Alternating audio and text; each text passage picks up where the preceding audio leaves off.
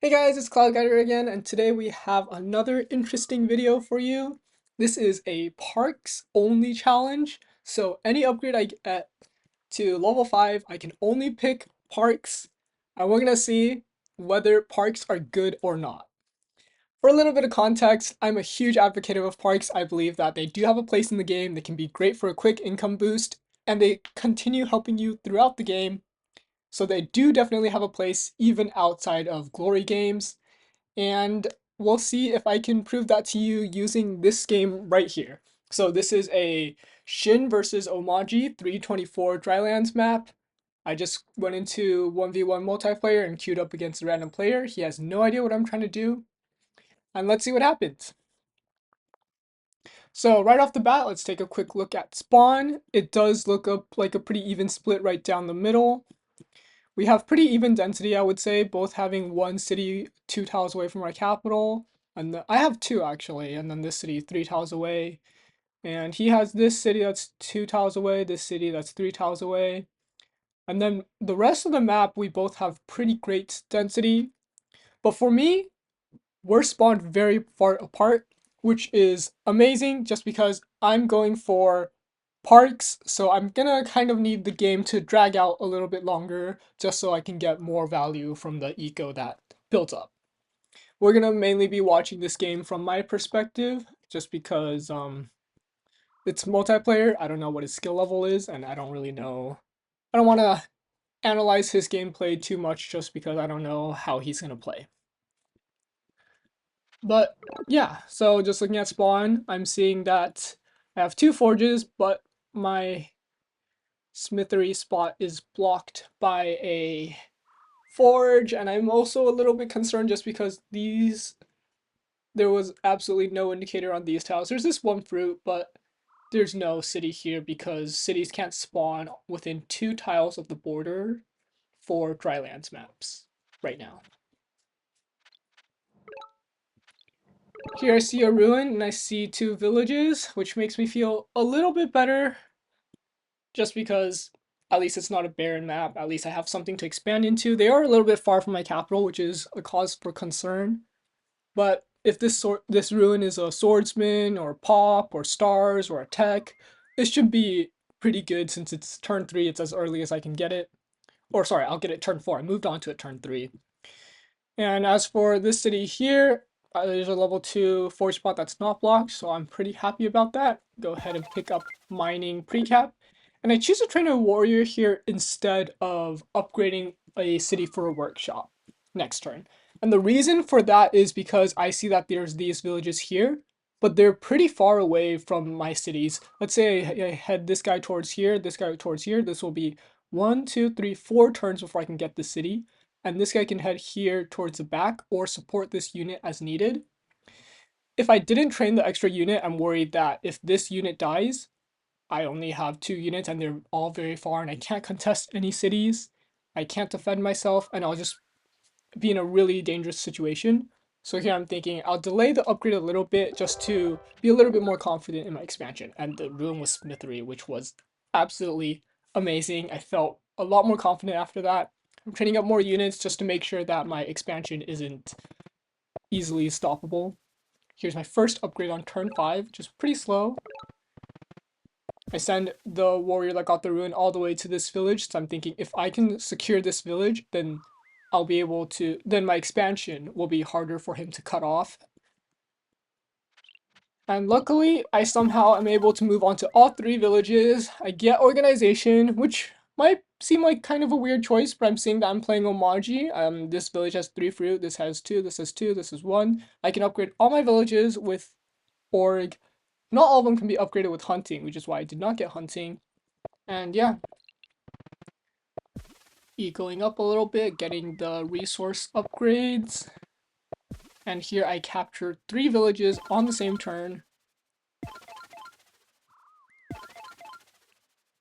And move some units and fire off my first explorer to hope to try to meet my opponents for stars, which we do. Here I see a park and I'm scared. I'm like, I'm doing a challenge. I can't get my own giants. If he has a giant coming out of this city soon, this city is screwed. Like, what? How do I defend this? Um, the explorer reveals a little bit more, but does not find his giant. So I actually fire off another explorer just so I can see where his giant is and prepare for it. This explorer gives us some pretty good news. His giant is all the way in his capital still. We have 1, 2, 3, 4, 5 turns before he'll reach this city, assuming he walks it. And it also reveals something interesting. He took wall on his capital. I'm not sure if that's a misclick or intentional. It's probably a misclick, but I'm here for it. Opponent misplays are what allow us to win this game. So, yeah. With the stars, I get another upgrade. I'm seeing that I have some time. I gotta eco up so I can spam swordsman, because my best way of killing this giant is with 6 swordsmen. If I had hunting, maybe archery would have been better, but since right now I don't have hunting, I think that swordsmen are my only option.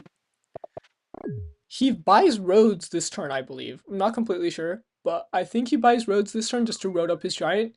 I wasn't aware at this point, but he only had these 3 cities, and he had only trained 1 rider the entire game. So his strategy was the polar opposite of mine. My strategy was spam parks, get as much eco as possible, and win the late game, just based off of having a much stronger eco. That means I need to expand, because if I lose a city and I can't get a giant, and I can't giant to defend myself, if he throws a giant at me fast enough, aggressively enough, I'm not going to be able to defend. His strategy is, I'm going to expand slow, I'm just going to utilize this 1 rider, juice as much value out of it as possible. I'm going to rush an early giant, throw it at my opponent, and just try to take as many cities from him as possible. Which was an interesting strategy, and it might have worked if we were closer. If my capital was here or here and he threw this at me, I would have been a lot more scared. But luckily, we spawned really far apart, and his giant takes a lot longer to reach me. And I have time to eco up and prepare for this giant right here. So now I'm trying to get as many upgrades as possible, and also making sure to train swordsmen. I did see that I had another upgrade here, but I wanted to make sure that I would be able to get up as many swordsmen as possible to prepare for this giant, so I don't just get trampled.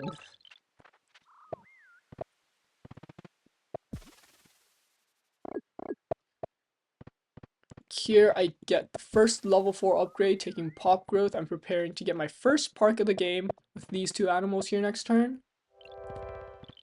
Lucky pop ruin. I don't use it this turn, I believe.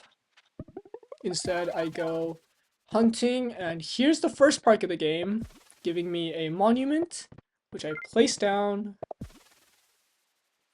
and then continue training more swordsmen and units. So, because he didn't have any riders in range, he couldn't actually kill any of these swordsmen to move his giant right next to the city, causing him to decide to move back and take this city and abandon the attack for a few more turns. I actually think that was a good idea just because I had 1, 2, 3, 4, 5 swordsmen, 6 swordsmen, not all within range yet, but I'll be able to shuffle them towards the city next turn, and I can block any riders that are incoming to siege or to help the giant hit a swordsman and siege. This gives me a veteran swordsman, which gives me this lighthouse and it lets me get a park in capital later. I get another explorer, which just barely misses that lighthouse, and I'm slowly advancing my swordsman. I don't attack his giant just because I know I can't kill yet, and I don't want my swordsman to be picked off by his riders. I do take border growth here, since I think that this will make the city a bit easier to defend, since he can't road giants in as easily. But yeah, at this point, you can see I'm already making 31 stars just off of 1, 2, 3, 4, 5, 6, 7 cities. On our opponent's side, they're making 23 stars off of 1, 2, 3, 4, 5, 6 cities. So they have 1 less city, but they're making 8 less stars. So you can already see the parks are starting to add up. They're starting to help already. Here I'm shuffling units, expanding, getting this towards this lighthouse, towards this village. I chop some, continue to eco. I am actually also kind of worried about being popped capped since I can't get giants, I need to make sure I can train as many swordsmen as possible, as they are my main defense. Here I was pretty scared. I was like, oh shoot, this guy knows what he's doing. He went archery. Archery is really good at countering swordsmen. For Omaji, that's not a tech you really use just because you have no forests, you have no animals. But he decides to bite the bullet and go for archery. I think he had a few options here. Archery is one of them. He could also spam riders into knights. 2 riders hit a swordsman, and a knight can chain through them. But I think archery is the cheaper tech, so not a bad decision. Unfortunate ruin here for me, and here's my first siege of the game. Continue to move swordsmen around and preparing to unsiege or just attack his giants. Also getting more parks. And I'm chopping the forests that I don't need, just because I know that for me, since I'm only getting parks, I have to kind of really think about the return on investments. For example, the first park sometimes costs 10 stars, sometimes costs 8 stars, sometimes costs 6 stars, depends on the resources. But before I chopped, this city had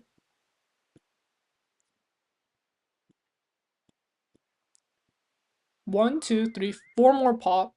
So if I get all 4 pop and place a monument, that is another giant, or sorry, another park, but it's 11 stars and a monument, and I decided that I would rather chop those, not get that upgrade, and instead get archers to make sure that this attack here fails, and so I'm stronger here for future giants. He does get the unsiege with a bunch of riders. He kills 2 of my swordsmen. Now I am getting a little bit worried about this attack just because he just killed 2 of my swordsmen and I need 6 to kill his giant. But I'm thinking that I should still have enough just because I also got archers and I have swordsmen moving in from other cities as well. I'm also trying to make a play on this city, and I get a lucky star ruin that lets me get a ton more upgrades this turn. I start the turn with 38 stars, I'm at 39, 40, 41, 42, 43, 44,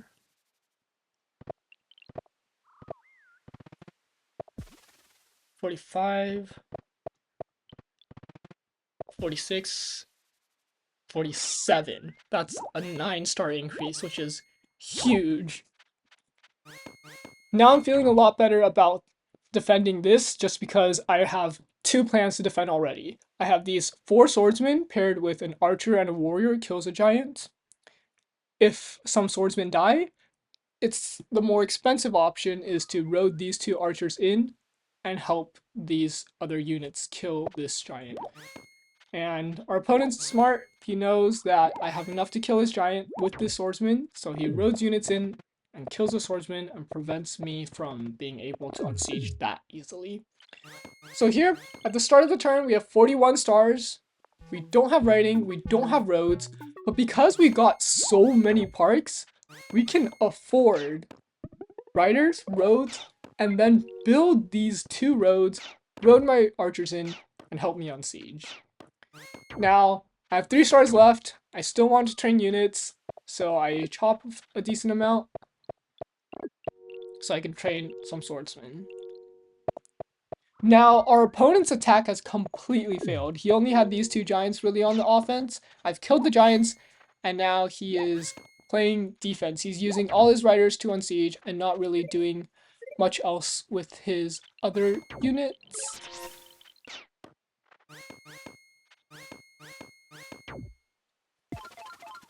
Here I decide to capture the city because I'm seeing that I have 2 lighthouse already.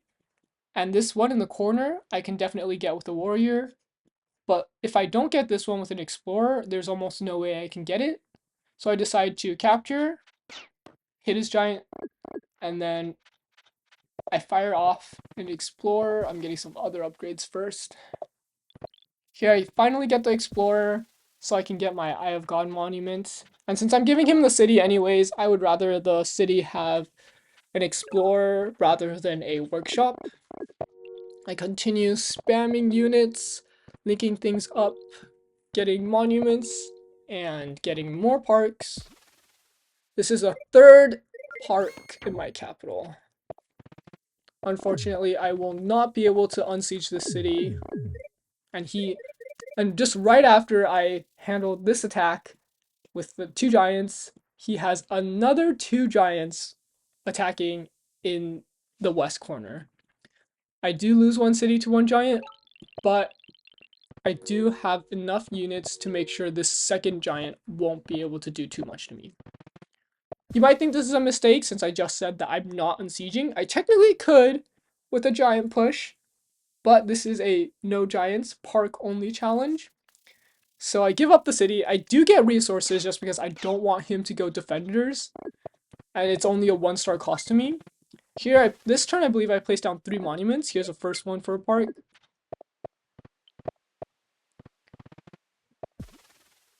Another park. Here's a second one for another park. And here's the third one for a park next turn. There was no real point of placing it this turn over next turn. I just wanted to place it. Here's another giant, which makes this attack a lot more dangerous since it pushes this giant up towards me and gives him another full HP giant to attack me with. Oh, and at this point, this is my actual vision. I literally got vision on every single tile in this game. So now I'm shuffling my units around. I'm definitely the one on the offense on this side of the map, but he's on the offense on this side. And I'm working towards night. I'm seeing that he's hiding all these units here to help him siege. And because my swordsman can't outrange their riders, every time I siege, he just needs 4 riders to unsiege. I siege, he needs 4 to unsiege. I need to take care of his backline, of his archers, of his riders, in order to make sure my sieges hold and hurt him a lot more. So I'm starting to train riders and starting to go into Free Spirit and Chivalry. Our opponent here gets a 4th giant in the west side, really just attacking the city as aggressively as they can. They're trying to push up a little bit, but my army is a lot stronger than his. I believe I take out 1 giant this turn.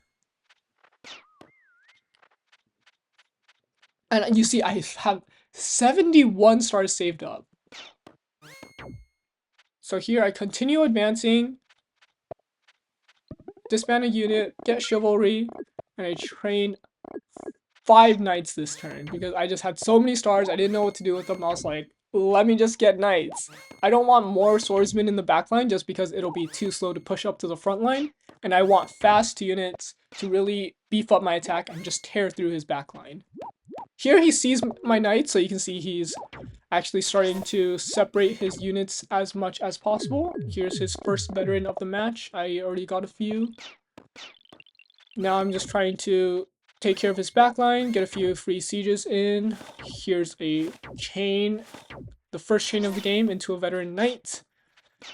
Again, unsieging. Now I have so many archers and so many units that the giant just really isn't threatening at all. I do suicide a few swordsmen into it since I want to free up some population slots so I can train other units and also have healthy swordsmen on the front line. I'm not worried about the unit cost just because I don't really need to upgrade any more cities. I'm not getting giants. I just need to spam knights, spam swordsmen, spam archers, and the match will be mine for sure. Here he does get the unsieges, but the sieges are costing him a lot.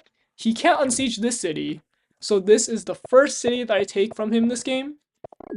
He pops yet another giant. This man is crazy. He's burning forests, placing down windmills, and getting very expensive giants.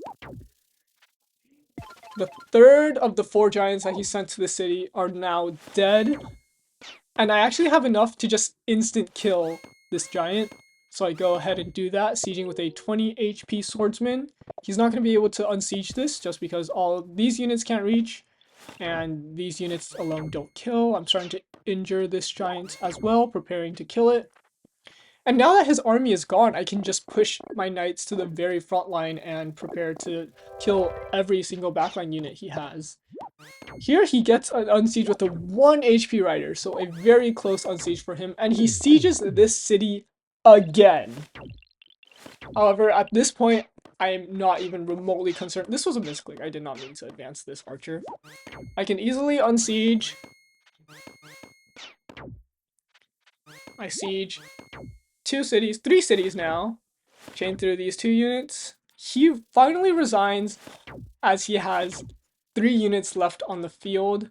Sorry, 4 units left on the field. I believe I kill until he has just 2 units left on the field, being a 3 HP rider and a 2 HP warrior. For some reason I thought that this was the rider that I checked reached. That was silly of me. Oh, he only has 1 unit left on the field at the end of the game. So, thank you guys for watching. That was the video. I hope you guys enjoyed. If you did, please like, comment, subscribe. If you have any more challenge ideas for me, please post them down below in the comments. I'll also be leaving the link to Poly Champions Discord, as well as a replay to this video. Thank you for watching, and I'll see you next time.